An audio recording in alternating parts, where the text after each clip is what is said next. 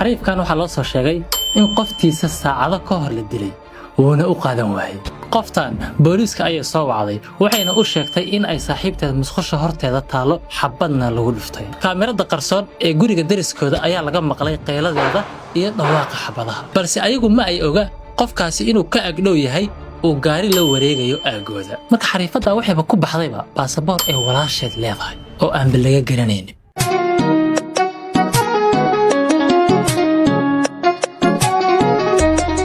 السلام عليكم أصحابتك كسر دواذا أرنتان دعذا تن شكل لما ديه كرو بلس ودعذا آد ورير بدن أو وليبا هدي آد لما يسطو آدم فيدي دونين وحا كصبيح دونا وليبا هاوشان وحي كدعذي مقالة أوستن جوبر كتكساس يونايتد ستيتس أو وليبا كم من نقطي مدكي ugu adkaa kiisaska la baaro ee ku saabsan falan noocaan oo kala hadaba hadii aad tix raacdo waxaad ogaan doontaa in waxyaabaha hawshan ay ku saabsan tahay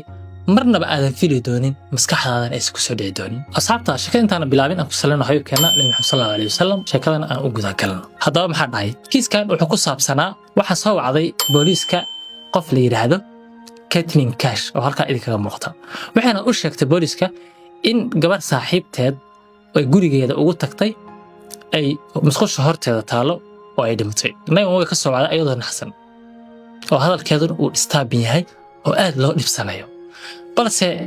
booliisku way soo tageen guriga ayaa la yimaaday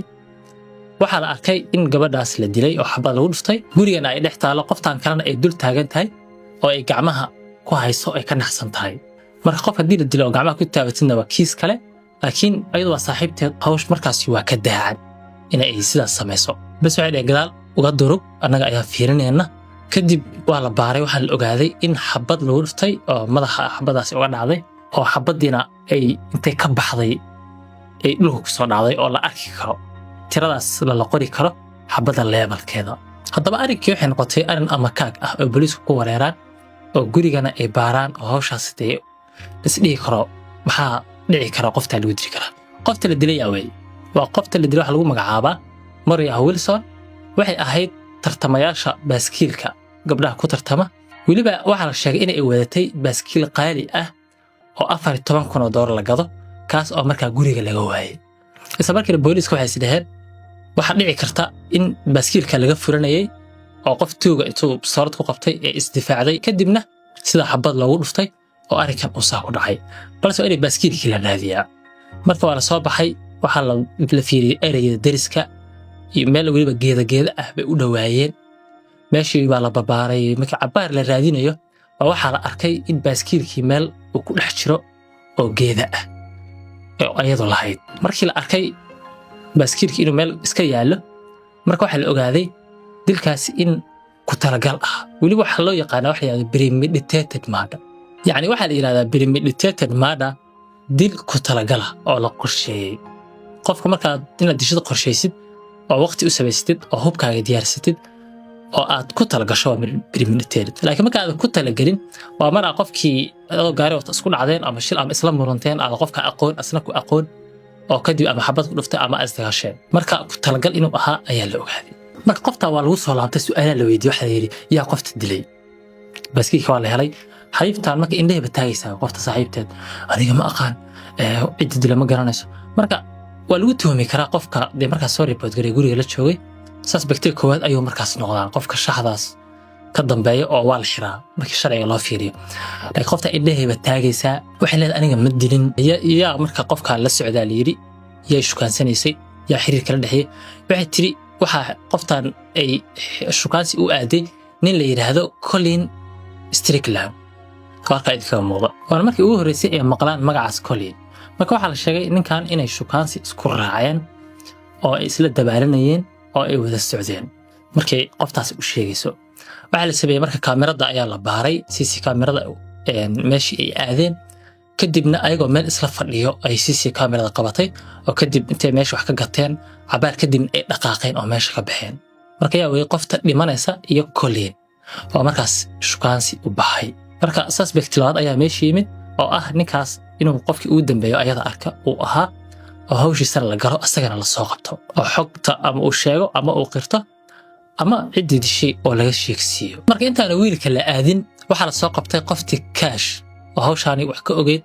oo gabadha saaxiibteed ahayd sida loo ogaado in kiiska aysan la kulahayn. Waa la xiray, waa la wareystay, ayadana sheegtay in saaxiibteed tir Colin baa aadaya wiilkaas Tinder isku raacayna oo isla soo baashaaleyna maadaama ay tiri. Waa la wareystay, waxa la yiri haye si wax u dhaceen. Waxaan intaas kaliya ka ogahay gacmeedha markaa waxa sameeyay sawir baa laga qaaday si loo ogaado inaysan wax bistoolad ay gacanta ku qabsanin. Marka gacmaha qofka waa laga soo saari karaa inuu bistoolad qabsado wax ku dilay maadaama gabadhaasi xabad ugu dhufto bistoolad lagu dilay. Sawir markii laga qaaday waa laga waayay wax bistoolad ay gacanta ku qabsatay. Qoftaana waqtigaas waa Allaheedka Allah hawsha si u dhacay cid dishay wax ay kala ogtaan male. Waraysi markii loo dhameeyay qoftii waa la sii daayay laakiin waxa la go'aansaday in loo tago Colin cunugii ay xiriirka isla lahaayeen oo tixraaciisa ayaa la soo helay. Cabaar kadibna waxa loogu tagi doonaa goobta uu joogo balse maxay kala kulmi doonaan. Marka intaysa asaga aadin waxay sameeyeen goobihii deriska la tagay kaamirooyinkii baa la fiiriyay. Waxa la ogaaday in gaari madow uu aaga dhowr jeer maray waqtiga gabadhaas la dilayo oo uu soo laabtay kadibna markuu kiiska dhacayna uu cararay. Waxa kale deriska laga helay kaamiro muujinaysa in xabad lagu dhuftay iyo qayradeedii meesha laga arki karo laga maqli karo. Weliba goobta fogtahay lama arki laakiin dhawaaqeeda ayaa la maqlayaa iyo dhawaaqii xabadaha. Waqtigaasna marka waa 2 saac iyo 45 habeenimo meelahaas. Marka waxa la yaab kale dhici doona ayaa ah markii wiilkii goobta loogu tagay waxa la arkay in gaarigii CC camera laga arkay oo dhowr jeer guriga hormarayay uu goobtiisa hor yaalaba. Wiilka meesha loogu tagay inuu gaariga hor yaalo. Way fiiriyeen in labada gaari isku eg yihiin. xariifkii markaa loo tii wax la yiraahday noo waran magacaas maadaama lagu dhahaa maxaa qabataa wuxuu sheegay waxyaabuhu qabto dhan aniga la yaraaba iska ahay waxa la yiri gabadha magacaas lama garanaysaa wuxuu yiraahdaa goorma ugu dambeysay xalay ugu dambeysay waxa la yiri qoftaas way dhimatay la tiri marka waxay fiiriyeen reactionkiisa iyo wajigiisa wax laga arko xariifkii uu yaabay markii indhuhu taagay ninkaana ma isdhahayo sir naageed iyo hawl baa faraha la geli kartaa asoo yaaban oo isle hawshan ma dhici karto macquul ma ahan qofta bak goorma ugu dambeysay wuxuu yiri anigu xala israacnay dheed baan isku raacnay kadibna xaafadeeda ku dajiyay markaasaan ay ugu wartamaysay hadda waxa la yiri arrinkaas maadaama uu dhacay waxa la rabaa custody aan ku geeyno oo aan wareysi ka qaadno sida xogtaan wax ku saabsan ama aad noo siiso ama aad noo la wadaagto marka arrin waxa jirtay ku saabsan ninkan iyo gabar ay ismarkaas isla socdaan qofta ninkan ay marka xiriirka leeyihiin waxa la yiraahdaa Caitlin Armstrong qoftaas marka wali lama arkin oo booliisku ma aysan arkin qofta soo heshay oo saaxiibteedna waxa la yiraahdaa Caitlin Cash oo qofta saaxiibteeda oo guriga ugu tagtay ayadmeeda marka ninkan qofta markaas ay xiriirka leeyihiin waa Caitlin Armstrong qofta kalena uu ku dulwaday oo lambarka ugu qoran contactiga ayuu bedelay oo xiriir ayuu la waday marka labadooda isku dulwaday laakiin qofta caadiga markaas xiriirka uu la leeyahay lagu ogeeyahay waxay ahayd Caitlin marka meesha ayuu ka sheegi doonaa investigationka arrimo ku saabsan qoftaas oo ay xiriirka leeyihiin marka asaga wuxuu yiri qoftaan aniga 6 maqribnimo ayaan soo raacnay kadibna aweys ba soo aadnay meel ayaan tagnay goobtaas marka cunay iyo waxaan ka cunay waa ka soo dhaqaaqnay kadib goor ay 2 saac habeenimo tahay ayaa xaafadeeda ku dajiyay markaas ayaan ka dhaqaaqay marka ay xabadaha maqlayaanna waa 2 saac iyo 45 meelaha asaga soo sheegay in 2 saac guriga ku dajiyay kadibna markii xabadaha dhacayna uu goobta ka maqnaa wuxuu kaloo sheegay in qoftiisa oo Caitlin la yiraahdo ay message isku soo direen ee leedahay aniga meesha yoogada aaday kadibna uu yiri goorma ka soo laabanaysaa ee tir saacad kadib ayadan uu yiri markaas ay ugu wartambeysay marka labada lamaanaha ah ayaa looga shakaysan yahay in qoftaas dileen laakiin wali ma cadda qofka uu noqon doono wuxuu kaloo sheegay in qoftaas ay ku fahansan tahay in qoftan uu xiriir la leeyahay qofta dhimanaysa kadibna ay waxa nici jirtay ay dhigi jirtay qoftaas waxa u lahadaysaa sabab iyo wax la mid ah waqti ay triyoogada aadayna ay noqon weeday waqti sax marka wuxuu yiri aniga anoo hawshan kala ilaalinaya oo labadooda isku dulwada baa waxaan sameeyay magacan ka bedelay igu qoran contactiga qoftan kale hadda dhimanaysa sidaas taa kale igu fahmin marka arrinteena heat bay joogtay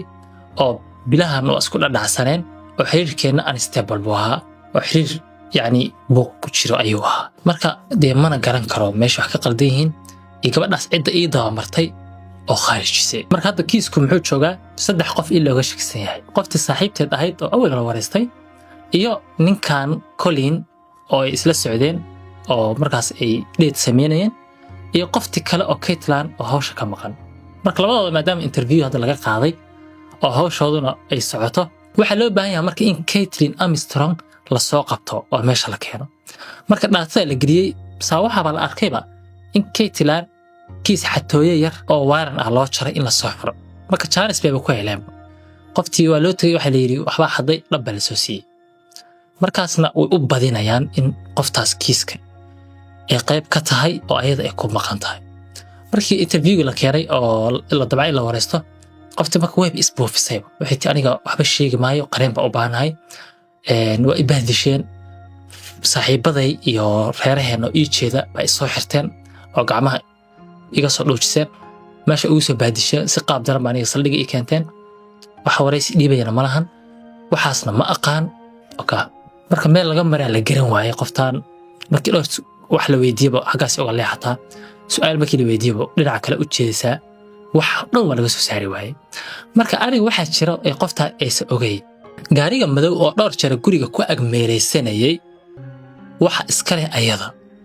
goobta markii ninka loogu tagay Colin oo la gaariga madow oo guriga hor yaala yaa iska leh wuxuu yiri aniga qoftiida iska leh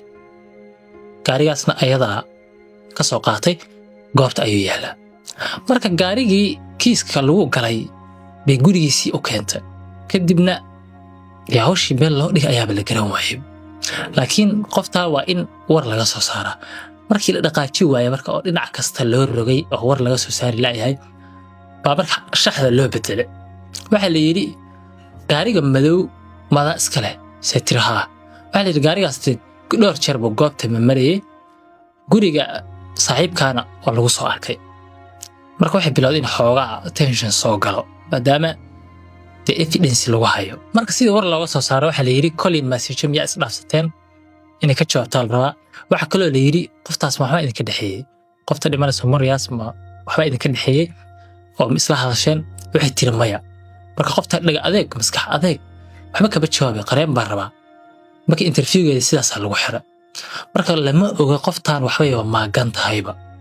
oo booliiska ay markaas fahansaneen shax waxay maagan tahay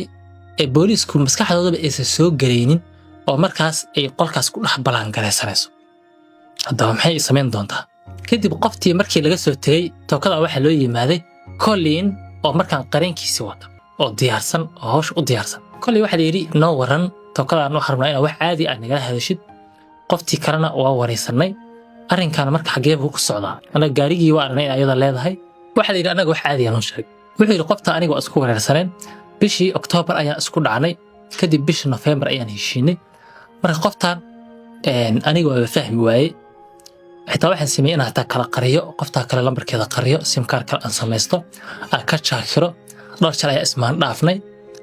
wuxuu yiri gaarigan ayada iska lahayd bas su'aalo kala badan markii la weydiiyay waxa la yiri bistoolad baad ku sharciyeysan oo dad kor soo gaday bistooladaasi waa noocee yaasale marka wuxuu yiri bistooladaas nooca 35 ka la weeye ayadana iska leh ani qoftaas aan u iibiyay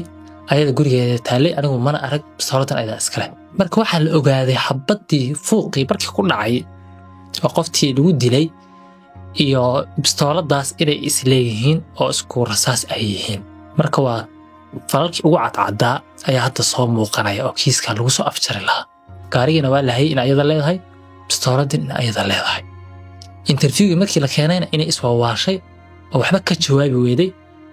oo dambi baarayaashii ay wajahday ee taqriib u baanahay wax aan ka hadlayna ma lahan kadibna oo la tuhunsan yahay maadaama ay wax qarinayso ay wixii dhan meesha ka sheegay marka waxa la sameeyay markaan arrin strategic ah oo qofta lagu soo qaban karo waxa la ogaaday in moobiladooda la taraagereeyay saddexdooda moobil qofta dhimanaysa Colin iyo naagtaan kale oo Armstrong la yiraahdo in saddexdooda moobiladooda la jabsaday oo kadib la kooshkooda la taraagereeyay goobta markaas ay ku sugnaayeen habeenka falka dhacayo balse waxa la ogaaday wax aan maskaxdaada gali doonin waxa la ogaaday in labadan lamaanaha ah ay markaas isdaba socdeen Colin in qofta dhimanaysa gaariga u saarneed oo goobta cabitaankii wax ka soo caabeen ay soo tagay 6 maqribnimo 2 saac markay tahayna uu gurigeeda ku dajiyay Armstrongna waxa la soo saaray in ay gaari la daba socotay labadooda markuu qofta dajinayay intaas dhan ay daba socotay kadib markii uu qoftaa dejiyey 2 saac iyo bar meelahaas ayadana ay ka daba tagtay ee qoftii bartaa ku dishay kadib markuu asaga dhaqaaqeen ay ka soo daba dhaqaaqday sida kiiska asaga loogu tuo waa sir aan inaba caadi ahay markuu leeyahay sirnaaga lagama salgaaro haddaba waa video caadi ah iyadoo laga samaynayo kale marka waxay muujisay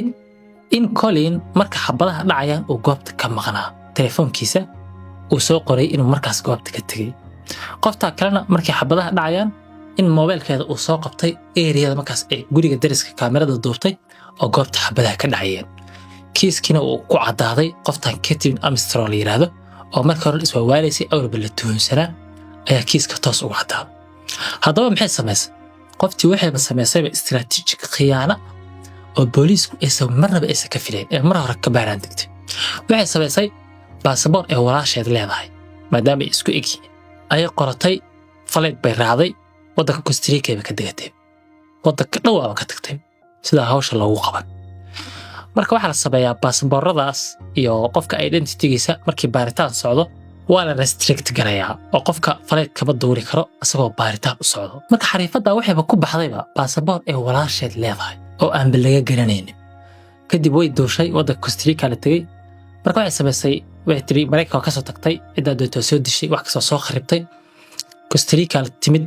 yoogadaadii waxaaga iska furo meel yooga bay furatay jawi degan midda kale waxay samaysay wax loo yaqaan plastic surgery in wajigeeda xoogaa ay bedesho ay wax ku qorqorto sida aan loo garan tay booliiska yimaadaan ama sawirkeeda wanta dhahaan loo soo diro inaan la garan karin marka xariif askariya baa shaxdii ugu fiicnad u degay qoftu markii waddanka ka tagtay soo ogaaday oo qaab loo soo qabtay la garan laayay ayuu shax farsamo ah sameeyay maadaama qofta social media ay ku jirtay wuxuu soo dhigay baraha bulshada inuu u baahan yahay yoogo si private ah loogu sameeyo oo waddankaas Costa Rica uu leeyahay nin waxa ahay dalxiisla ah oo tourist ah waxaan rabaa qof si private igu adeego lacag fiican aan ku siiyo xariifadii waaba iskaantayba commentiga soo gashay waxay tii anaa diyaar ku ah anaa ku soo dhaweynaya yoogadaas anaaba kaa fariisinaya waana khiyaanadii uu u dhigay dabinkii ay ku dhacday kadib goobta loogu tagay waddanka Costa Rica askarta la adeegsaday askarigii shaxda u bedelay dhab oo la soo qabtay qoftii diyaarad baa la soo saaray dib ayaa waddanka Mareykanka loogu soo celiyay qoftii markii la soo celiyay arrin kale oo haddana waxay samaysay fakasho kale ah oo haddana la yaab ku keentay booliiska oo weliba kaamirada qabatay in ay ka soo baxsatay goobtii markaa lagu wareysanayay oo kadib la ceyrsaday oo la soo qabtay oo haddana dib xabsiga lagu soo celiyay qoftan oo 2 jeer isku day inay fakato wajigeeda plastic surgery ku samaysay waddanka ka tagtay elaboorka waddanka kale xitaa wuxuu qabtay inay ka deganaysay waxyaabaha lagu soo helay ka bitay kiiskii marka hore is adkeysay been ka sheegtay kadibna ay ku cadaatay hawsha in ay qoftaas kale oo saaxiibteed ay shukaansi jireen ay kow ka siisay oo ay ku maqan tahay ayada gacanteeda marka haddii waraysigeedaba laga baxo waxyaabaha lagu soo eedeeyay oo lagu soo conflict gareeyay waxaa ka mid ah in gaarigeeda goobta laga helay telefoonkeeda goort markii xabadaha dhacayeen oo meesha yaalay in xabadda ku dhacday qofta la dilay ee ayadoo leedahay bistooladeeda in interviewgii ay waxba sheegi weyday ee wax qarisay inay waddanka ka tagtay oo duushay in haddana mar labaad markii la soo celiyay isku day inay fakato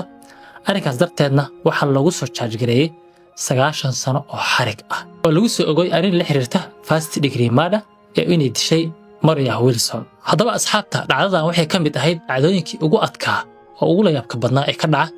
Texas Austin ee waddanka United States weliba qoftaas farshaxanka ay degtay waxay ahayd farshaxan aan inaba caadi ahayn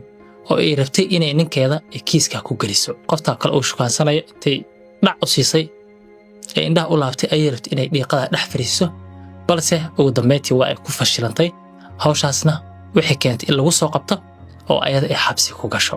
asxaabta badan aan daawato oo channelkeena ku xiran nima soo follow gareeyaan waxaan ku codsanaynaa inay follow nagu cimaadaan oo channelka noo subscribe gareeyaan oo like tan muuqaalka ay noo reebaan aad u mahadsanyihiin marka asxaabta dhacdadan waa naga intaa tan sheeko lama dhigi karo dhacdo waxay aad loogu wareeray oo inaba caadi ahayn iyo muuqaalada xiga oo aan soo wadno iyo socod wanaagsan waa idin salaamaya assalaamu calaykum waraxmatullaahi wabarakaatuh salaamullah